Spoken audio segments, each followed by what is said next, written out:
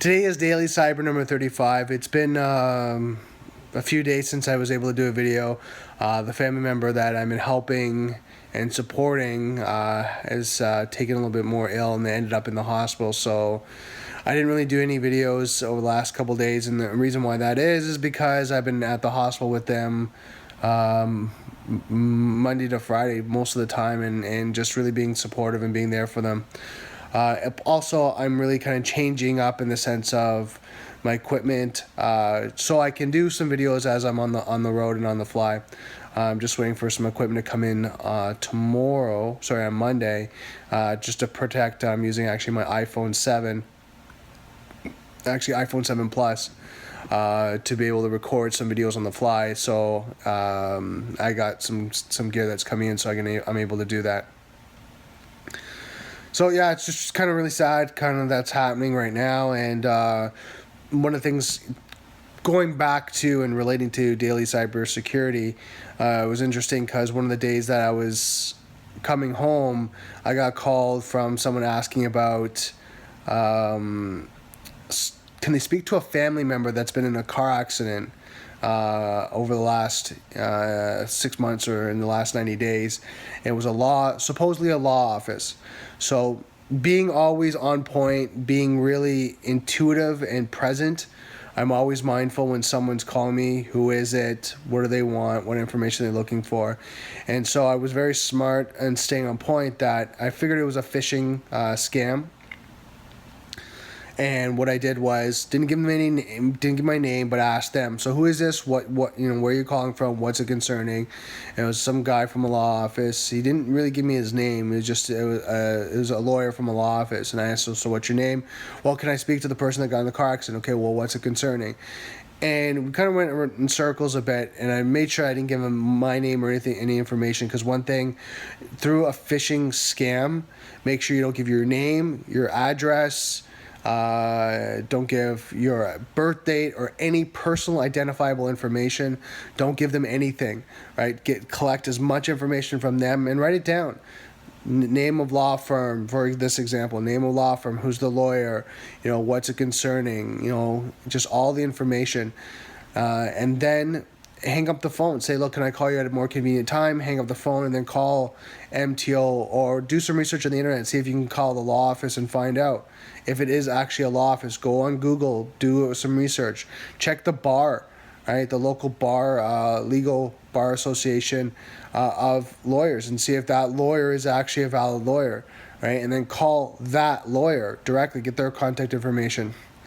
I know it's a little bit of footwork to do, but you want to make sure you're not getting scammed to give information or things that you can be compromised, either for your identity or for any personal identifiable information that they're trying to collect and try to create a profile. So you want to be very mindful. I know I went a little bit with this call. The guy wouldn't give me information, so I finally started to play with him a little bit and said that the person I called, yes, Jane Francis was the person I used. She was in an accident. And I was trying to lead them into and socially engineer them to find out what's going on, what are they looking for. And, can I speak to her? Well, they're deceased. What's this concerning? Well, can I speak to them? I said, well, they're deceased. What's this concerning? Well, I need to speak to them. I said, they've passed away. What would you like to speak? And finally it hit home to them that the person's not there, or at least I'm not giving them information. And then they're like, well, sir, we'd like to speak to that person as soon as possible. I'm like, I'm sorry, maybe I'm not being clear enough. They've passed away. They died in that car accident. And then just trying to see what they were looking for. All right.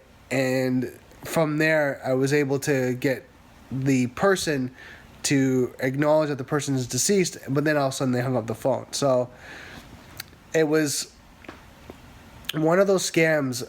One, I didn't give any information. I didn't give any personal identifiable information. And I collected enough to understand that it was a scam in the sense of the law office, and they're calling saying they were a lawyer, but they wouldn't give me the law office or the lawyer's name, who he was supposed to be.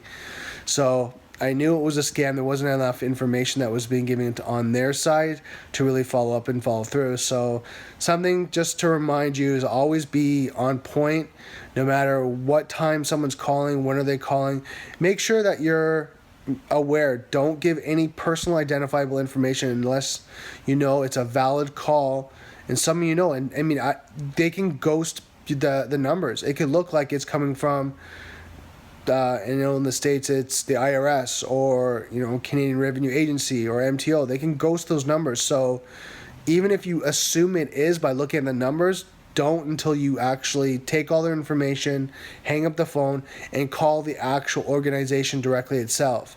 So if it's IRS, CRA, MTO, if it's a law office, you have to do a little bit more research and find out if it's a valid law firm. Do that research first, because it's better to do the footwork ahead of time versus getting compromised later. So that's it for my video. I'm going to be doing more kind of remote on the fly videos just because of everything that's been going on. My family member is pretty sick, fighting stage 4 cancer, and I'm just being supportive and being there for them while I do these videos and just keep going, because I made a promise to myself to do 365 days of videos. I know it's been a little fluctuated because of the new year and everything that's going on, but I'm going to stay consistent and do as much as I can. So just remember, software is hackable, being connected is vulnerable, and make sure you're taking care of yourself each and every day.